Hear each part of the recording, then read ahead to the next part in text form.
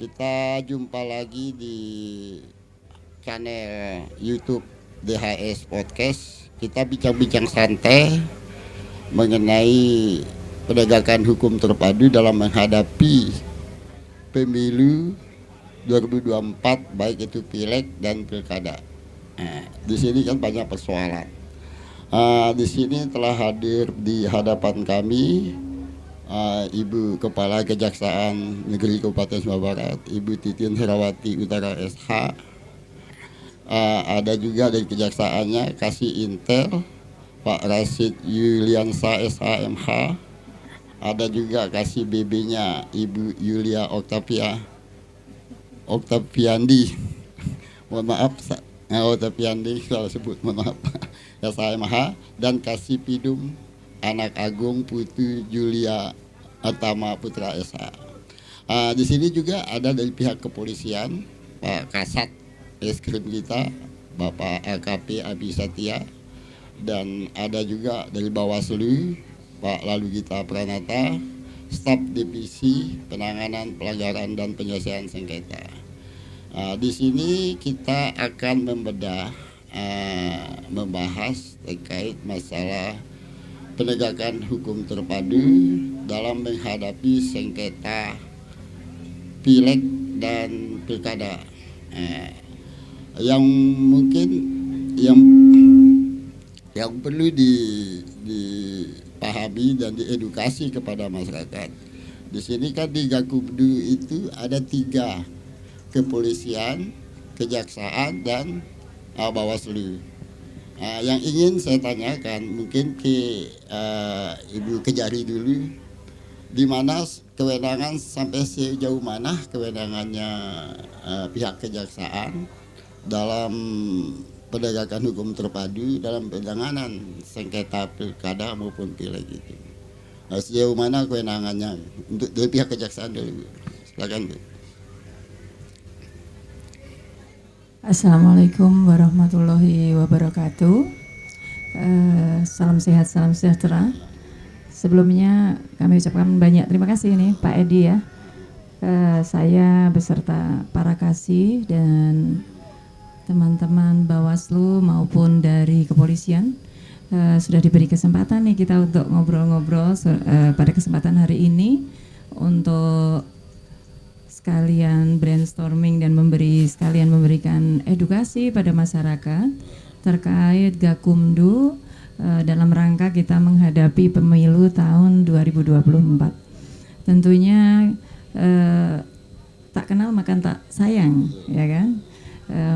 Kesempatan ini makanya saya sengaja membawa Kasih Intel terutama dan Kasih Pidum, juga ditambah dengan Kasih Pengelola Barang Bukti dan Barang Rampasan, bagaimana kita menyiapkan diri untuk menghadapi pemilu tahun 2024. Kita bicara tentang Gakumdu ini adalah sebuah suatu sentra para yang terdiri dari di dalamnya itu para penegak hukum yang terdiri dari tiga unsur yaitu kepolisian, kejaksaan, dan Bawaslu, baik di tingkat daerah maupun di tingkat provinsi. Tentunya kami dari 3 unsur ini memiliki pembagian tusi masing-masing sebagai leading sektor dalam penanganan perkara pemilu, dan tentunya harus siap gitu, memperkaya diri dengan pengetahuan karena memang terkait pemilu ini ada aturan-aturan khusus ya. Jadi ada spesialisasi atau undang-undang khusus yang mengatur terkait itu. Untuk lebih jelasnya dan memberi kesempatan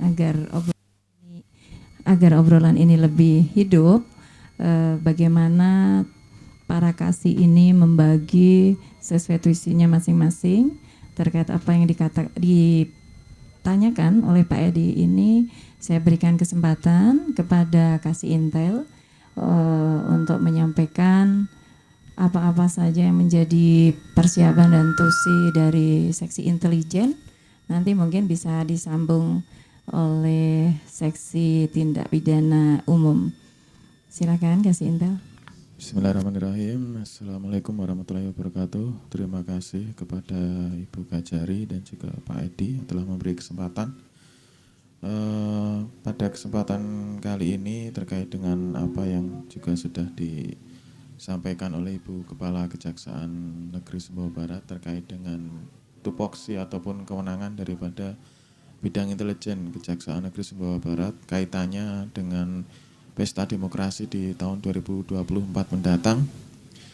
Maka kami dari bidang intelijen Kejaksaan Negeri Sumbawa Barat melakukan beberapa hal sesuai dengan instruksi Jaksa Agung Republik Indonesia dan juga Jaksa Agung Muda Intelijen, bahwa kami dari tahapan awal itu sudah melakukan monitoring dan juga koordinasi secara terarah dengan pihak-pihak terkait, semisal terkait dengan pendistribusian, maksud saya dengan bagaimana logistik pemilu ini di KPU ini juga sudah mulai masuk di gudang.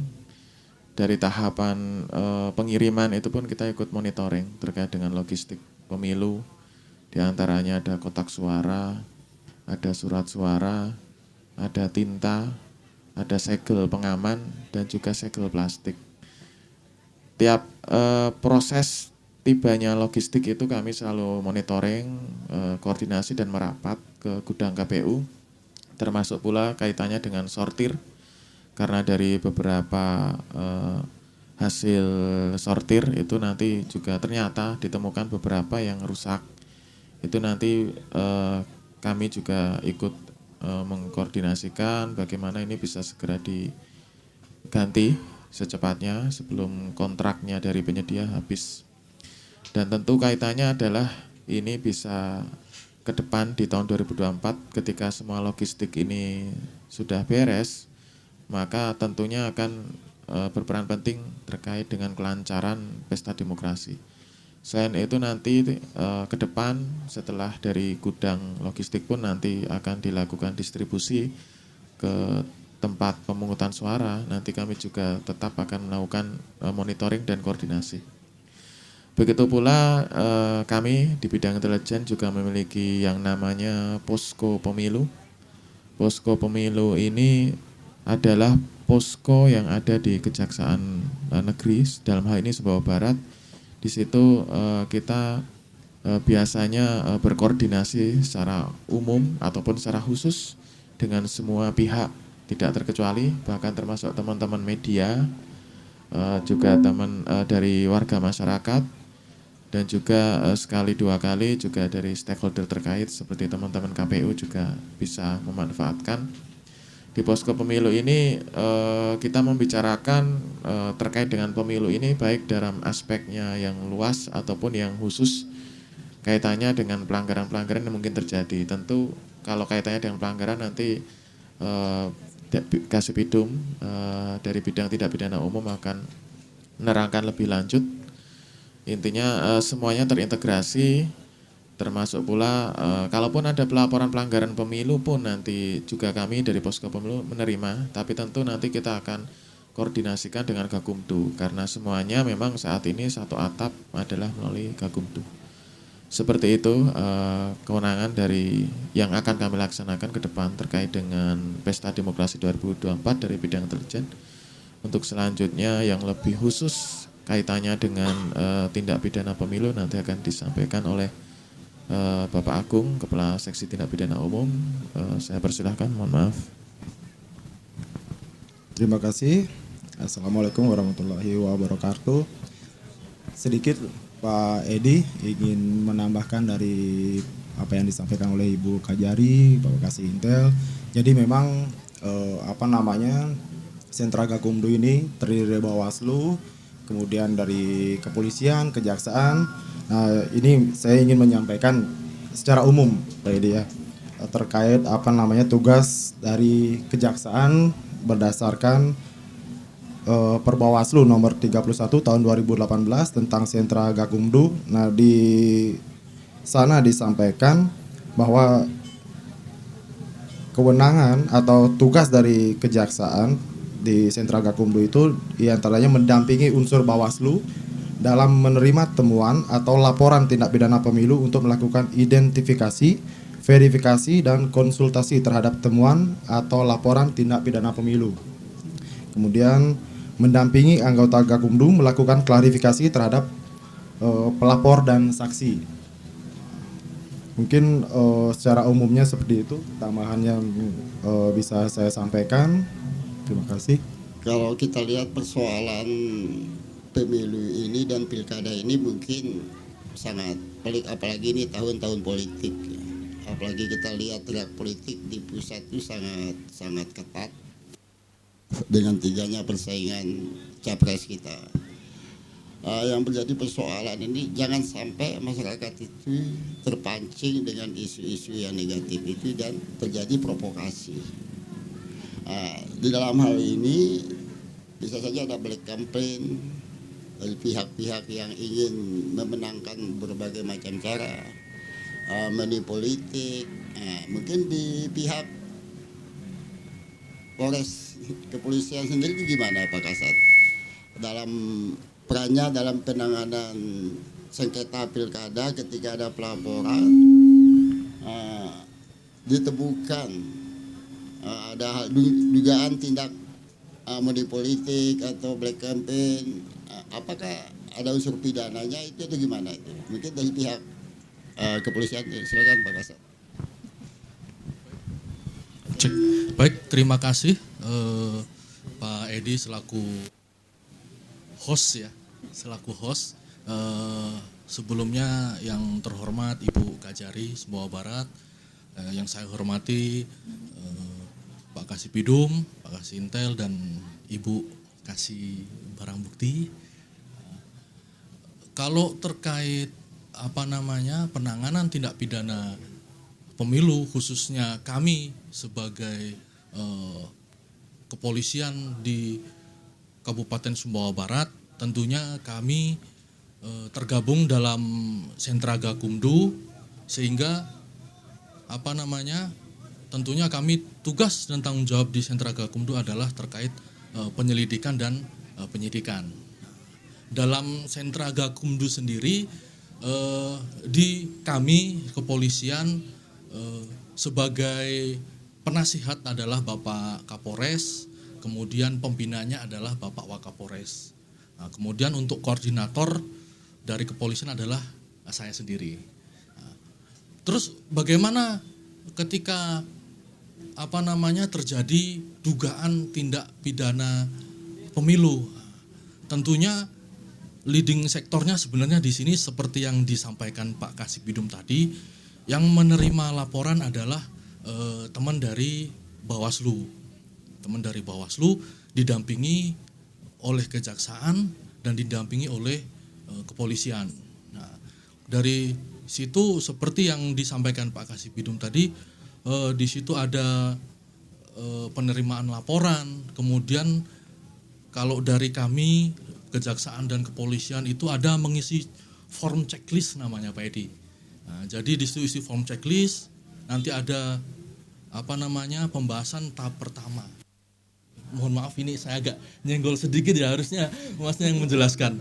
Nah, jadi ada pembahasan tahap pertama, kemudian itu pun disertai dengan klarifikasi sudah masuk tahap penyelidikan dari kami. Apakah kita jadi mengumpulkan keterangan-keterangan, mungkin bukti-bukti yang cukup. Pembahasan tahap kedua, kita bahas lagi apakah ini masuk ke dalam tindak pidana pemilu atau tidak.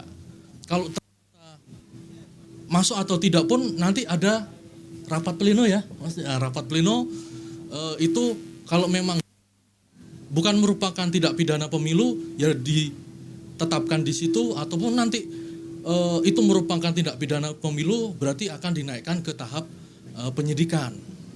Seperti itu Pak Edi. Setelah naik ke tahap penyidikan, kemudian kami berproses, mulailah pembahasan tahap ketiga.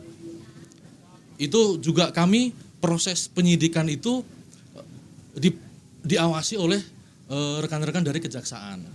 Jadi karena memang ini waktunya yang agak kompak ya, agak singkat, jadi memang segala perbuatannya itu diawasi oleh rekan-rekan yang lain. Mungkin seperti itu. Kalau memang ternyata ada tindak pidana selain dari tindak pidana pemilu, pun dari rekan-rekan Gakumdu akan mengarahkan ke kami. Pun juga ternyata yang dilaporkan ini ternyata berkaitan dengan tindak pidana pemilu, tentunya kami juga akan mengarahkan laporan itu kepada sentra Gakumdu. Seperti itu sih Pak Edi.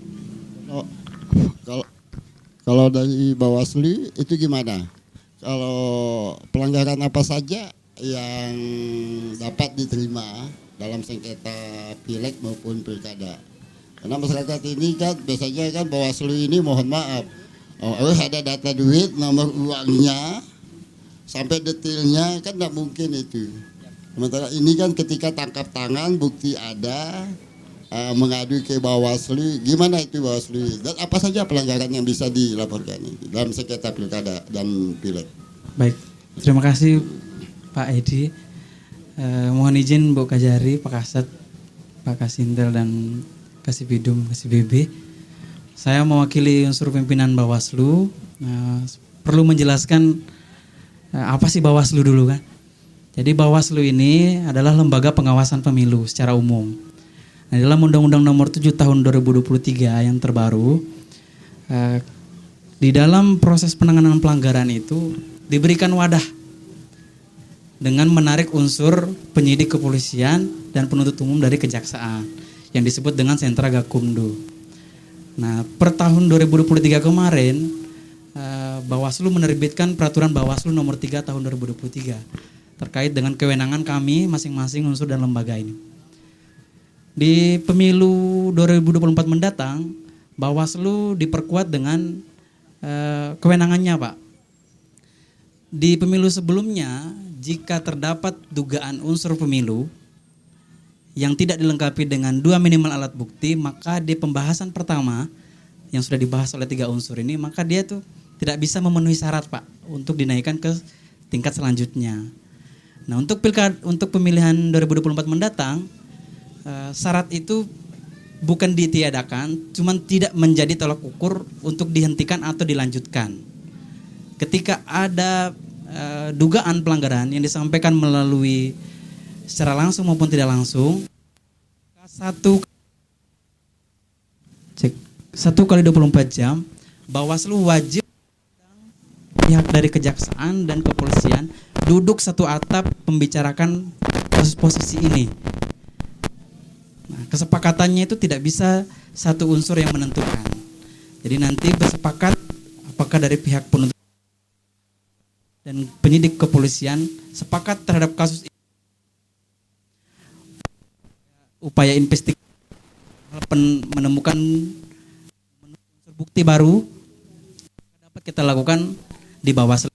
Tapi ketika laporan yang masuk sudah memenuhi unsur, tahapnya ke teman-teman kepolisian untuk dilakukan penyelidikan dan penyidikan. Di pemilu ini terdapat beberapa jenis dugaan pelanggaran, Pak, selain tindak pidana pemilu. Sentra Gakumdu fokus penanganannya itu di tindak pidana pemilu. Bawaslu selain melakukan penanganan tindak pidana pemilu, kita juga diberikan kewenangan untuk menangani dugaan pelanggaran administratif yang dijelaskan tadi di awal sama Pak Kasintel. Per hari ini yang kita lakukan pengawasan itu adalah logistik, Pak. Nah, dalam hal pengawasan logistik ini tentu KPU butuh masukan dari kami pengawas, termasuk dari unsur posko pengaduan dari kejaksaan, termasuk dari teman-teman kepolisian yang melekat melakukan pengamanan. Nah, kami di Bawaslu dalam hal pelanggaran logistik pemilu yang kurang-kurang itu bisa kita tangani tidak melalui tindak pidana pemilu, Pak. Cukup melalui pelanggaran administratif. Jadi nanti Bawaslu mengeluarkan surat rekomendasi untuk dilakukan perbaikan. Itu pelanggaran administratif. Yang kedua, kita juga punya kewenangan pelanggaran kode etik, Pak. Jadi kami selain melakukan pengawasan, kami juga menilai kerja kinerja dari pihak penyelenggara, yaitu KPU dan badan ad hoc ke bawahnya, Pak. Jadi ketika KPU secara regulasi dan standar prosedur dia melanggar, maka kami dapat melakukan penindakan di situ. Kemudian yang terakhir adalah penanganan netralitas ASN TNI Polri. Nah, itu juga menjadi kewenangan Bawaslu dalam hal pemilu. harapan kami di pemilu yang 2024 mendatang, ASN, TNI Polri dapat bersikap netral, Pak Edi. Demikian pengantar dari saya. Terima kasih. Ini asik ini tentang netralitas ASN, TNI dan kepolisian. Persoalannya ini apakah kan ini menjadi bagian yang sangat sensitif, Pak. Apakah ketika ada salah satu kandidat di ASN nge-like di Facebook, ini kan zaman dunia maya, Pak. Ini juga. Dia like di Facebook, dia mendukung salah satu kandidat, apakah itu juga masuk pelanggaran juga? Gimana sistem pemantauan dan pengawasannya itu di dunia maya itu? Apakah ada tim cybernya itu? Atau ini kan kalau Gakumdu ini kan kalau saya lihat tim kolektif kolegial ya Pak, ambil keputusannya kan satu tim itu, ada kejaksaan, kepolisian dengan Bawaslu. Gimana peran kejaksaan, kepolisian dalam mengawasi terkait di dunia maya ini? Karena ada instruksinya siapa yang nge-like ada sanksi. Apakah ini masuk pidana atau sanksinya gimana itu? Bisa dijelaskan, Pak? Baik, mohon izin. Jadi terkait netralitas, Pak ya, per Februari 2022 Bawaslu sudah menandatangani kesepakatan bersama dengan Menteri Dalam Negeri, Komisi Aparatur Sipil Negara, kemudian Menpan RB, Kemendagri, KSN, menandatangani kesepakatan bersama terkait dengan netralitas ASN, Pak. Kemudian di pengawasan netralitas terkait dengan Polri, ada juga kerjasama antara Bawaslu dengan Kapolri, Pak. Keputusan bersama antara Ketua Bawaslu dengan Kapolri. Kalau untuk TNI, kita kerjasamanya dengan pihak Kementerian Dalam Negeri atau Kementerian Keamanan, Pak.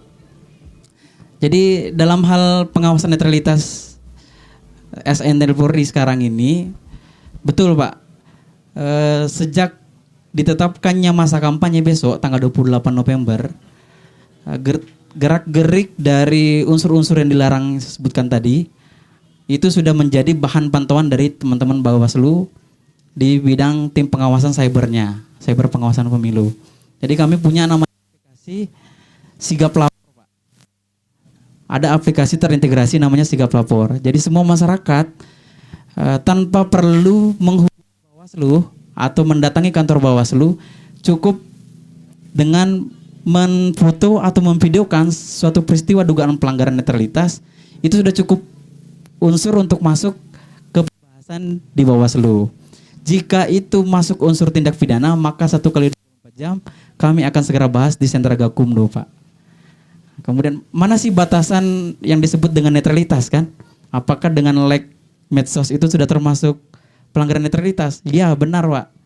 Jadi mulai sejak masuk tahapan kampanye, PNS, TNI, Polri jangankan membuat postingan atau unggahan yang mempromosikan citra diri dari peserta pemilu. Dengan dia mengklik jempol like, itu sudah termasuk dalam unsur dugaan pelanggaran netralitas, Pak. Dan bisa jadi kalau unsurnya terpenuhi, maka 1 jam kami akan bahas dengan Sentra Gakumdu dugaannya tindak pidana pemilu.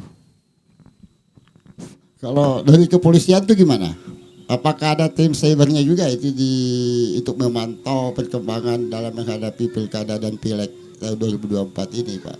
Karena ini saya lihat ini banyak berita-berita hoax yang dapat memprovokasi, dan juga ini masalah masalah netralitas juga itu. Bisa dia buat akun-akun palsu. Ini yang bahaya. Bagaimana peran kepolisian dalam memberantas ini, dalam memantau di dunia maya ini? Bagaimana kita menuju pemilu yang aman, damai, dan sentosa? Gimana? Silakan, Pak. Terima kasih, Pak Edi. Jadi kalau di kepolisian masuk ke dalam tahun pemilu ya, sebenarnya ini sudah masuk sebenarnya. Jadi kami ada namanya operasi Mantap Brata. Jadi itu khusus operasi untuk kegiatan pemilu, baik itu pemilihan presiden ataupun pilkada atau pemilihan legislatif. Jadi kami ada operasi Manta Brata. Di situ juga ada anggota yang berfokus kepada IT atau yang bisa Pak Edi tadi sampaikan tim cyber. Jadi tim itulah yang memantau walaupun tidak berfokus hanya kepada netralitas, khususnya netralitas dari anggota kami sendiri, tapi juga melihat apakah ada mungkin berita-berita bohong yang tentunya kalau berita bohong ini dibiarkan akan menimbulkan gangguan keamanan yang lain. Jadi tim kami juga ada, baik itu nanti upayanya adalah take down dan upaya-upaya lain. Ini seperti itu Pak Edi. Kalau pihak kejaksaan itu gimana Bu? Apakah ada juga tim memantau di dunia maya ini Bu? Biasanya kan ada dengan satu tim di Gakumdu itu, penegakan hukum terpadu itu, sebagai langkah deteksi dini lah. Ketika ada pada saat pileg dan pilkada ada pelanggaran itu, kan sudah punya data awal. Gimana pihak kejaksaannya menyikapi persoalan ini? Terima kasih Pak Edi. Jadi dalam kaitan penanganan perkara pemilu, sebetulnya tugas fungsi dari kepolisian dan kejaksaan ini sama dengan tugas fungsi pokok kami pada penegakan hukum yang lain. Jadi dalam hal ini polisi sebagai penyelidik dan penyidik, untuk kejaksaan dalam kaitan penanganan perkara pemilu sebagai penuntut umum. Cuman yang membedakan dalam kaitan penanganan perkara pemilu ini memang ada kekhususan dalam hal beracara, hukum acaranya. Nah, menyambung pada pertanyaan Pak Edi terkait apakah kami punya tim untuk memantau tadi, kami selaku penuntut umum tentunya dalam hal ini lebih pada bagaimana hasil penyelidikan dan penyidikan dari kepolisian. Dan tentunya seperti yang disampaikan Pak Kasat Reskrim tadi, ada tahapan-tahapan. Nah, di mana di situ kita ada rapat pleno yang kalau di luar pemilu kita namanya expose ya. Jadi pembahasannya cuman bedanya untuk penanganan perkara pemilu kan di sini ada Bawaslu ya sebagai leading sektornya gitu. Nah, disitulah maka selaku penuntut umum tentunya kami akan berpendapat dan memberikan masukan-masukan sesuai dengan tusi kami. Apakah nanti perkara tersebut layak atau tidak untuk kita bawa ke ranah penuntutan.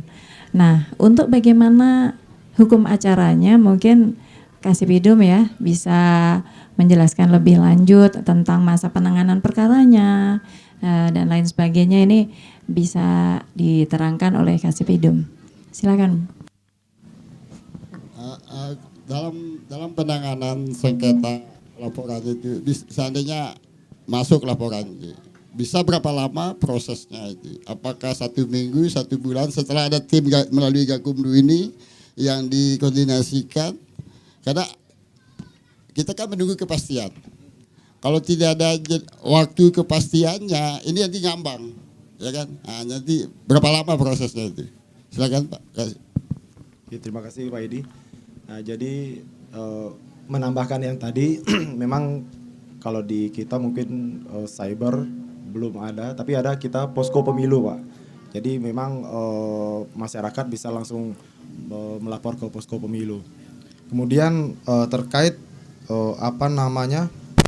batas waktu penanganan, nah itu dapat saya sampaikan di sini terkait laporan atau pelanggaran pemilu itu paling lama 7 hari Pak, terhitung sejak laporan tersebut diterima. Ya, kemudian begitu Pak ya, benar ya. Kemudian langsung di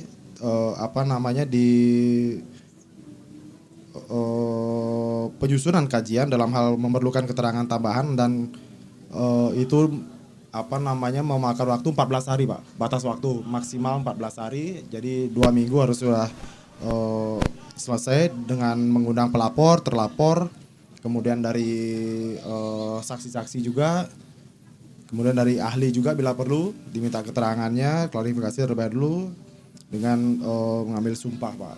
Jadi batas waktunya memang singkat-singkat Pak, dari 7 hari kemudian 14 hari Pak. Jadi sangat singkat Pak. Jadi kurang lebih 1 bulan lah Iya, dari 1 proses pelaporan. 1 bulan lah. Makanya kan seperti yang disampaikan tadi sama Pak Nata, setelah ada laporan langsung meskipun malam atau apa, jam berapapun kita langsung rapatkan Pak. 1 kali 24 jam. Jadi harus cepat memang penanganannya. Jadi dibahas bersama tim Gakumdu itu, penegakan hukum terpadu itu. Benar, Pak. Kalau Bawaslu sendiri, karena kita lihat ini ada dinamika sebelum masuk ke tahapan pilkada ini terkait baliho-baliho ini. Apakah juga karena belum masuk tahapan pilkada, apakah baliho-baliho yang muncul itu sudah masuk pelanggaran? Karena saya lihat ada beda persepsi Bawaslu dengan KPU. KPU bilang ini belum masuk dalam tahapan pemilu. Bawaslu bilang sudah melakukan pencopotan sana sini baliho, kan? Perintah Pol PP, jadi polemik. Tapi yang dilakukan setengah-setengah, mohon maaf, yang dilakukan setengah-setengah, tidak semua. Ya, ada yang di dalam kota dicopot, tapi di wilayah Seteluk bagian lain tidak dicopot. Ini ada pilih kasih ini. Sebenarnya ini kan belum masuk tahapan kalau tidak salah tanggal 28 bulan September ini, November ini ya. Ini kan belum masuk tahapan. Ini sudah main copot-copot. Sumbawa juga belum main copot-copot. Bima juga belum copot-copot. Ini Bawaslu ini sudah perintah Pol PP. Gimana? Apa ini masuk juga pelanggaran pemilu itu gimana? Ya, baik. Makasih Pak Edi. Jadi kalau berbicara kampanye pemilu itu sebenarnya kalau di aturan terkait dengan jadwal dan tahapan KPU, peraturan KPU nomor 3 itu Pak, diatur jelas di situ. Kapan masa kampanye dimulai, kapan masa sebelum kampanye boleh melakukan pemasangan-pemasangan. Jadi kalau yang kita lihat sekarang, yang kami lakukan penindakan kemarin itu, namanya itu bukan penertiban alat peraga kampanye Pak. Tapi yang kita tertibkan adalah alat peraga sosialisasi partai yang melanggar ketentuan. Karena kan yang sudah ditetapkan per hari ini itu adalah partai politiknya Pak, yang sudah ada penetapan. Nomor urutnya sudah ada, ketua umumnya ada, sekretarisnya ada, logo partai politiknya ada. Jadi sebenarnya pengawasan kami kemarin adalah melakukan penilaian terhadap alat peraga sosialisasi partai ya Pak. Nah, kemudian bagaimana kedudukan baliho-baliho caleg sampai saat ini kan? Nah, sebelum ada penetapan anggota DPR oleh KPU, maka KPU belum boleh melakukan penertiban alat peraga kampanye mereka, Pak. Kenapa? Karena secara ketentuan hukumnya itu belum masuk menjadi ranah pengawasan kami. Nah, per tanggal 18 Agustus kemarin, per tanggal 18 September atau Agustus kalau tidak salah, KPU sudah menetapkan daftar calon tetap, Pak. Daftar calon tetap anggota DPR. Nah, setelah ada penetapan daftar calon, maka KPU melakukan upaya penindakan terhadap baliho yang melanggar ketentuan, Pak. Jadi di dalam aturan orang pasang baliho itu tidak bisa semau-maunya mereka sendiri, Pak. Jadi ada beberapa ketentuan yang diatur di peraturan Bawaslu sendiri dan aturan KPU sendiri, termasuk terkait zonasi, Pak. Misalkan tidak boleh dilakukan pemasangan di objek vital daerah atau milik publik pemerintah, di lingkungan perkantoran nggak bisa. Di depan objek ibadah, kemudian di tempat pendidikan, depan sekolah, jalan-jalan protokol, kemudian taman-taman, pohon itu tidak bisa, Pak. Jadi saya klarifikasi sedikit, kenapa sebelum ada penetapan calon kemarin, kenapa Bawaslu sudah melakukan upaya penindakan terhadap baliho. Jadi yang kami lakukan penindakan itu, Pak, adalah alat peraga sosialisasi partai yang ditumpang tindih oleh kampanye caleg. Nah, karena caleg kan belum ada penetapan, Pak. Jadi yang kita tertibkan itu adalah pencitraan calegnya, bukan pencitraan partai politiknya.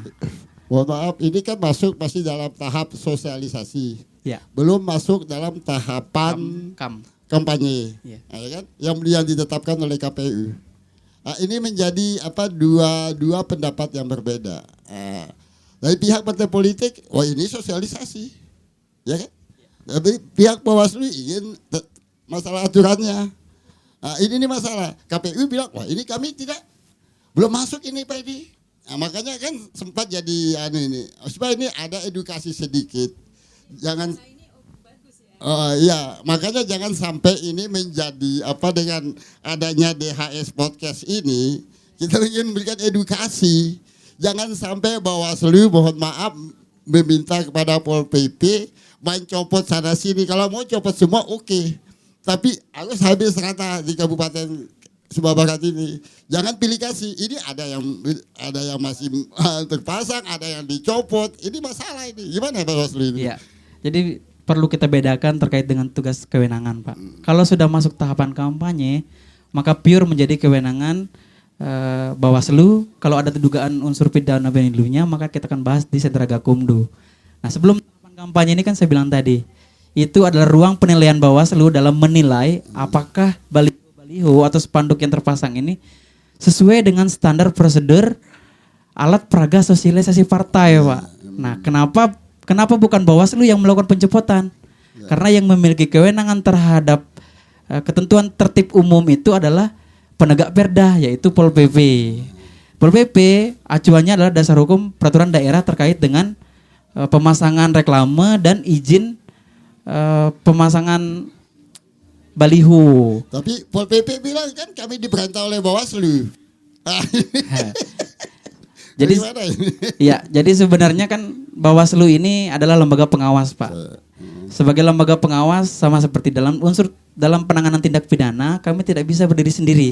Kami membutuhkan perangkat-perangkat yang secara kewenangan undang-undang diberikan. Nah, dalam hal penegakan perda itu, Bawaslu dalam hal pemilu melakukan penilaian, Pak. Jadi kami melakukan mapping, memberikan penilaian, membuat titik-titik poin yang melanggar.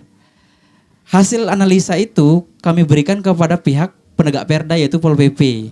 Nah, eksekutornya yaitu teman-teman dari pihak Pol PP. Nah, dalam hal ada titik poin yang dibersihkan, ada yang terlewat, ya, mungkin ada alasan tersendiri dari teman-teman pemerintah daerah atau Pol PP-nya, Pak. Itu bukan masuk pelanggaran kampanye ya? Belum. Belum. Sudah saya bilang kan, Pak, belum. ada beda tahapan dia. Belum tahapan. Sebelum tanggal 28, maka ruangnya pemilu ini menilai. Coba bisa disampaikan tanggalnya, kapan mulai dipasang, aturannya gimana, titik-titik mana yang bisa, supaya ini jangan menjadi gimana. Masyarakat ambigu namanya itu, masyarakat bingung kan? Oh gimana? Lampu hijau para peserta pemilu ini, Pak, calon DPR ini di tanggal 28 November besok ini. Per tanggal 28 November peserta pemilu ini sudah boleh melakukan promosi pencitraan diri ke khalayak publik, Pak, dengan batas-batas ketentuan yang diatur oleh undang-undang. Mana batas-batasannya?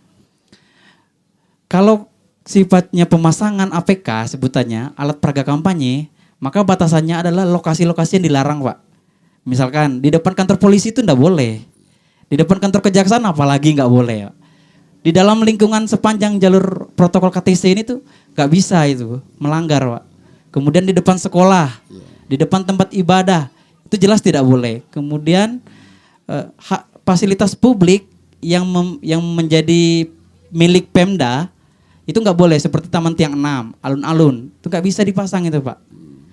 Nah, kapan titik poin ini akan ditentukan, itu menjadi kewenangan dari pihak KPU, Pak. KPU per tanggal 28 akan menerbitkan surat keputusan terkait dengan zonasi pemasangan APK. Itu terkait dengan alat peraga, Pak. Perlu juga saya tambahkan sebagai supaya masyarakat paham terkait dengan isi konten kan. Di dalam kampanye pemilu itu diatur ada 3 jenis, Pak, yang disebut dengan kampanye itu. Ada yang disebut dengan pertemuan terbatas, ada pertemuan tatap muka, ada rapat umum. Nah, yang akan sering kami Sentra Gakumdu akan melakukan on the spot pengawasan langsung, itu namanya itu pengawasan pertemuan terbatas, belusukan itu Pak. Jadi caleg turun ke rumah-rumah warga, dan itu harus ada izin dari kepolisian, namanya tuh STTP. Kemudian kalau rapat terbatas itu harus izin dari Bawaslu. Rapat terbatas ini ketentuannya ada maksimal jumlah peserta, seperti di tempat Gedung Geraha Sudirman. Oke, dah itu. Ini kan kita kembali ke penegakan hukum terpadu dalam pelaksanaan pileg dan pilkada. Dengan yang sudah ditetapkan oleh ada pertemuan terbatas, pertemuan dialogis, segala macam itu. Gimana sih pengawasan Gakumdu, tim Gakumdu ini melihat, kan tidak mungkin Bawaslu berjalan sendirian, mengawasi ASN, mengawasi itu. Gimana sih koordinasinya Gakumdu ini? Kepolisian, Kejaksaan, Bawaslu dalam melihat persoalan ketika ada oknum ASN yang melakukan kampanye, apakah langsung ditangkap ketika ditemukan, baik melalui like atau gimana, proses hukumnya gimana? Apakah menunggu pengaduan? Kalau pengaduan masyarakat bilang, pusing aja. Nah, gimana ini? Mungkin Ibu dari pihak Ibu Kejaksaan. Cek. Ya. Gini Pak Edi, kalau kami di Kejaksaan, di internal sendiri kita tentunya, baik ke internal maupun eksternal, tentunya preventif kita sudah mengupayakan untuk tentang netralisasi netralitas ASN, itu pasti gitu kan. Nah, mengenai tadi yang Pak Edi sampaikan bagaimana tahapan-tahapan dan kemudian kapan Gakumdu ada pertemuan-pertemuan, tentunya kan ada jadwal-jadwal di mana kami berkoordinasi. Nah, namun dalam kaitan hal ini di lapangan yang sudah sebagai leading sektor kami di Kejaksaan kan Pak Kasih Intel ya. Ya, jadi mungkin ini Pak Kasih Intel bisa disampaikan dalam kesempatan hari ini kepada masyarakat mengenai hal tersebut. Gimana Pak Kasih Intel? Silakan Pak Kasih Intel. Ya, terkait dengan kerja tim Gakumdu ini. Ketika ada kampanye, ada pertemuan dialogis, pertemuan tertutup, gimana sih dalam melakukan Gakumdu melakukan pengawasan keterlibatan oknum-oknum ASN, TNI ataupun kepolisian dalam hal ini? Bagaimana melihat itu? Apakah tim Gakumdu ini langsung mengawasi pada saat mereka melakukan kegiatan atau menunggu pengaduan dulu? Ini mungkin. Ya, terima kasih Pak Edi. Jadi kaitannya dengan segala aktivitas yang berkaitan dengan pesta demokrasi, menuju pesta demokrasi tahun 2024, salah satunya adalah kampanye dan dengan jenis-jenisnya itu tadi. Kejaksaan sendiri sebenarnya juga bisa katakan ada dua fungsi kejaksaan itu. Jadi fungsinya yang terintegrasi dengan Gakumdu, juga fungsi intelijen mandiri dari kami sendiri. Bagaimana kami juga ada instrumen untuk selalu melakukan monitoring, apalagi dengan adanya posko pemilu dari kami, dari Kejaksaan. Melakukan monitoring, melakukan pengamatan, melakukan analisa terkait segala hal yang berkaitan dengan aktivitas menuju pemilu, termasuk dalam hal ini kampanye. Dalam hal ada hal-hal yang memang menurut analisa kami ternyata mungkin nanti kaitannya menuju ke arah pelanggaran-pelanggaran, tentunya kita akan berkoordinasi dengan pihak-pihak terkait, salah satunya dengan Bawaslu, kepolisian, dan menggunakan fungsi lain lagi dari kami. Fungsi keduanya itu adalah fungsi Gakumdu. Jadi yang harus dipahami seperti itu. Jadi kami ada fungsi intelijen mandiri juga terkait kami selalu melakukan aktivitas monitoring, pemantauan, dan juga analisa-analisa terkait dengan kemungkinan-kemungkinan ke depan, efek di masyarakat, atas semua hal yang berkaitan dengan kegiatan-kegiatan kampanye dan lain sebagainya. Itu kita juga punya sistem tersendiri yang meliputi monitoring, analisa, dan lain sebagainya. Yang kedua, kita sebagai bagian dari Gakumdu tentu kita akan selalu berkoordinasi dengan pihak Gakumdu atas segala hal apa yang kita temukan dari analisa-analisa kita. Jadi bahasa sederhananya memang karena begitu pentingnya pesta demokrasi ini, sehingga bahkan hampir semua stakeholder di negeri ini itu mengarahkan kita untuk keroyokan untuk mengamankan agar proses pesta demokrasi ini berjalan dengan baik dan lancar. Makanya tadi sebelum acara ini berlangsung kita juga sempat ngobrol dengan Pak Kasat. Pak Kasat sendiri juga punya posko pemilu. Meskipun Pak Kasat tergabung dalam Gakumdu, begitu pula dengan kami. Tapi tentu kalau itu kaitannya nanti ternyata memang ranahnya ranah Gakumdu, tentu kita akan kembalikan ke Gakumdu karena memang itulah saat ini yang menjadi titik poin utama penyelesaiannya. Tapi kalau awalannya, hulunya itu kita semua bergerak bersama-sama. Mungkin seperti itu yang bisa saya jelaskan Pak. Mungkin ke Pak Kasat dulu. Ini Pak Kasat. Ancaman saya ingin kepastian hukum saja ini Pak Kasat. Dan Pak Kasat sebagai penegakan hukum, saya ingin kepastian hukum ketika ditemukan ASN, TNI maupun kepolisian melakukan ikut kampanye, mendukung salah satu calon. Apa sih bisa enggak ketika alat bukti kuat dipecat atau dihukum berapa tahun, hukumannya berapa bulan? Coba ini jelas, supaya ini masyarakat Indonesia bisa menonton ini dengan adanya DHS Podcast ini, bisa kita memberikan edukasi. ASN tidak boleh kampanye, ASN tidak boleh begini, hukumannya sekian. Itu mungkin Pak Kasat. Silakan Pak Kasat. Baik Pak Edi, terima kasih. Terkait keterlibatan baik itu ASN maupun mungkin dari kami Polri atau mungkin bisa juga teman-teman dari TNI ya. Memang dalam undang-undang yang baru ya, walaupun undang-undang yang baru juga tidak banyak perubahan, Undang-Undang Nomor 7 2023 ataupun Nomor 7 juga ya 2017 ya. Nah, itu memang keterlibatan ASN TNI Polri memang dilarang. Nah, kalau untuk ancamannya Pak Edi, mohon maaf saya juga ya nggak bisa menghafalkan karena di undang-undang itu banyak sekali aturan. Penjatuhan pidananya pun berbeda-beda. Tapi apakah ketika ada pertanyaan apakah bisa dipecat, apakah seperti apa, itu kembali lagi ke instansi masing-masing. Di kami pun diatur secara netralitas ya, dari dulu memang polisi ini tidak boleh turut serta dalam pemilihan, baik itu mungkin memilih nyoblos kan, atau mungkin terlibat dalam kegiatan seperti kampanye dan lain-lain. Seperti itu. Mungkin kalau saya boleh ada sih penjatuhan pidananya itu ada. Berapa lama ya? Kalau memang SN terbukti mungkin dari kasih hidup 5 sampai 4 tahun ya. Supaya ini ada kepastian. Kalau jangan sampai kepastian hukum ini ngambang, ASN ini enggak jelas hukumnya ini. Izin Pak Edi. Berbuat lagi gimana? Ya.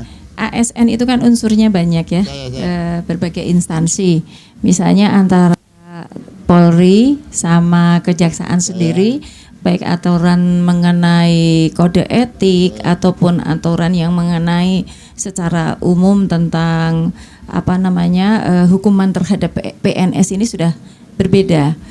Jadi nanti setelah ada temuan-temuan tersebut tentunya kan tadi kembali satu mekanisme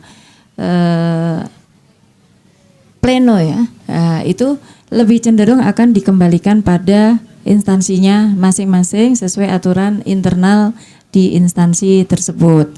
Nah, kemudian tentunya mengacu pada aturan umum terhadap ASN itu kan ada tahapan-tahapan dari sejak teguran lisan, kemudian teguran tertulis, ada hukuman sendiri, ada hukuman ringan, hukuman sedang, hukuman berat. Nah, itu semuanya nanti tentunya disesuaikan dengan jenis-jenis pelanggaran yang dilakukan.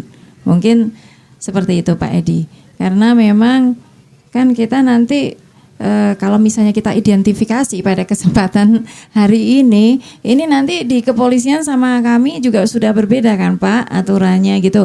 Contoh di pidana umum saja misalnya di polisi itu minimal 2 tahun baru bisa dipecat ya Mas ya. Kalau nggak salah itu, kalau yang saya ingat contoh seperti itu Pak. Nah kalau di kejaksaan kan beda lagi. Nah begitu pula dalam kaitan pelanggaran pemilu ini. Tapi pasti ada Pak Edi. Ya.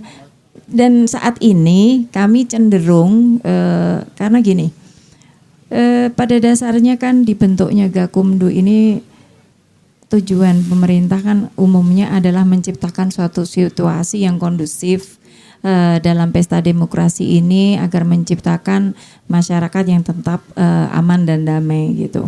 Nah, sehingga untuk kesempatan saat ini kita lebih memilih upaya-upaya preventif. Jadi semuanya lebih cenderung penguatan baik ke dalam maupun keluar mengenai edukasi dalam hal netralitas ASN. Tapi tadi itu kalau Pak Edi mendesak kan, ayo kalau misalnya gini berapa tahun, nah itu tentunya akan disesuaikan dengan jenis pelanggarannya dan dikembalikan kepada instansi si ASN yang melanggar itu Pak Edi. Gitu. Kalau kepastian hukumnya ambigu, tidak jelas, saya tidak yakin Gakumdu ini mohon maaf tanda kutip bisa bekerja maksimal. Ya coba nih mengapa Bawaslu saya katakan nih. begitu? Mohon Pak Ed, maaf. ya. Mengapa saya katakan ditambahkan begitu? Pak Kasipidum. Ini kan menyangkut ini bahaya ini. ASN lebih banyak pemilihnya ini Pak. Kalau dia jadi salah satu tim kampanye, wah luar biasa. Sementara kepastian hukumnya masih ambigu. Makanya saya minta kepastian hukumnya. Ketika ditemukan ASN melakukan tim ses atau sebagai dan dengan alat bukti yang kuat, berapa hukumannya? Apakah dilakukan pemecatan supaya ada kepastian hukum? Nah, mungkin itu Pak Kasipidum bisa jelaskan.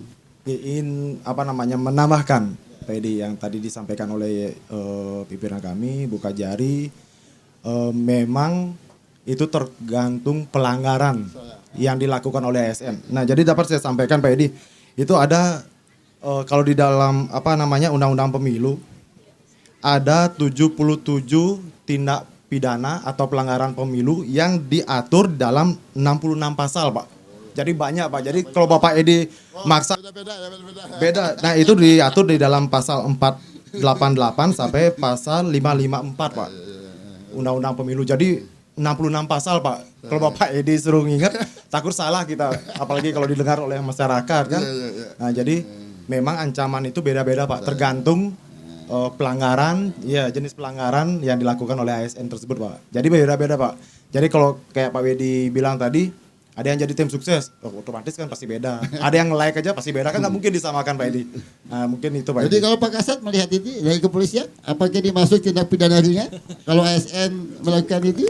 Begini Pak Edi, sudah saya sampaikan juga tadi, mungkin dari Pak Kasih juga dari rekan dari Bawaslu juga menyampaikan bahwa itu juga diatur dalam Undang-Undang Pemilu bahwa dilarang ASN ini ikut dalam kampanye. Itu ada penjatuhan pidananya. Cuman ya kalau mau disebutkan ya kita harus buka kitab dulu nih ceritanya ini Pak Edi. Ya kalau itu memang diatur Pak Edi. Tapi kalau apakah ada aturan harus dipecat, itu kembali ke masing-masing instansi. Kayak gitu sih Pak Edi. Ada tambahan? Izin Pak. Jadi kalau berbicara kepastian hukum itu kan Undang-Undang Pemilu ini lex spesialis Pak. Jadi kalau terkait dengan pelanggaran tindak pidana pemilu yang dilakukan oleh pejabat negara atau ASN itu ada diatur Pak. Terkait dengan ketentuan sanksi pidananya. Dan di Undang-Undang Pemilu ini bukan sanksi penjara saja yang dikenakan Pak. Dia juga ada sanksi denda. Kalau bisa saya rangkum dari yang dibicarakan oleh Pak Kasipidum terkait ketentuan pidana netralitas ASN TNI Polri ini minimal itu 4 tahun Pak. Denda 4 juta. Kalau maksimal 8 tahun denda 8 juta. Kalau kita berbicara soal hukumannya terhadap netralitas ini. Cuman perlu saya sampaikan Pak Edi. Jadi di Bawaslu ini pintu masuk orang menyampaikan laporan itu tidak mesti dari pengaduan Pak. Secara kewenangan kami itu punya kewajiban untuk melakukan pengawasan langsung dan melekat. Seperti saya bilang tadi, 3 jenis kampanye ini Bawaslu atau pengawas pemilu wajib hadir di tempat. Nggak boleh dia itu hanya memantau dari TV, nggak bisa. Jadi mungkin Pak Edi nanti di tanggal 28 sampai dengan Februari, 10 Februari diajak kerjasama oleh salah satu caleg kampanye, pasti akan ketemu dengan pihak-pihak Bawaslu, Pak. Nah, kaitan dengan sentra Gakumdu, kami akan menyepakati atau bicarakan dulu akan dibentuk disebut dengan patroli pengawasan kampanye oleh sentra Gakumdu, Pak. Nah, ini akan dibentuk, nanti tunggu komando dari Bu Koordinator. Jadi begitu, Mbak Edi. Oke, terima kasih. Ini karena waktunya sudah mau sholat. Jadi ASN, hati-hati, ini ada patroli Gakumdu yang akan mengelilingi di dunia maya. Jangan sampai Gakumdu ini tinggal diam saat ini. Dia sudah membentuk tim patroli dunia maya, Pak ya, dan pengawasan. ASN hati-hati, tidak boleh melakukan kampanye atau like. Ingat itu. Di dalam HS Podcast ini kita memberikan edukasi. Ada Pak Ibu Kejaksaan, ada Pak Kasat Intel di Kepolisian, ada Bawaslu. Tujuan kita memberikan edukasi melalui HS Podcast ini. Jangan sampai ASN terlibat kampanye praktis atau menjadi tim sukses. Mungkin itu saja. Mungkin ada closing statement dari Ibu Kejaksaan. Ya. Baik, terima kasih Pak Edi untuk acara bincang-bincang pada kesempatan hari ini. Memang luar biasa pada HS Channel, dan kepada masyarakat tentunya kami harapkan untuk menjaga suatu situasi yang aman dan tetap kondusif, tetap menjaga hubungan yang kebersamaan ya, untuk menjaga Sumbawa Barat ini tetap aman, damai begitu. Dan untuk ASN tentunya tetap menjaga netralitas. Informasi sudah begitu banyak dan undang-undang memang kalau kita sosialisasikan ini, tapi kami sudah memulai Pak Edi. Ini kami sekarang sudah sampai saya kumpulkan Mas di Google Drive. Nah, nanti rencananya bagaimana mekanisme penyampaiannya kepada masyarakat sedang kami pikirkan. Nah, di kesempatan ini saya mau sekalian promosi Pak Edi ya. Hari ini tadi kita sudah launching ya oleh Pak Bupati. Hari ini di launching ini sesuai di kaos ya ini. Ya, ini sistem layanan ya, sistem layanan online yang dapat diakses pada website begitu, yaitu www.silapo.co.id. Di situ bisa mewadahi aspirasi dari masyarakat, dari laporan mengenai indikasi tindak pidana korupsi, mafia tanah, kemudian misalnya ada pungli, tapi juga di situ kita melayani permohonan narasumber, kemudian konsultasi hukum dan lain-lain. Jadi kita persilahkan masyarakat untuk bisa menikmati fasilitas yang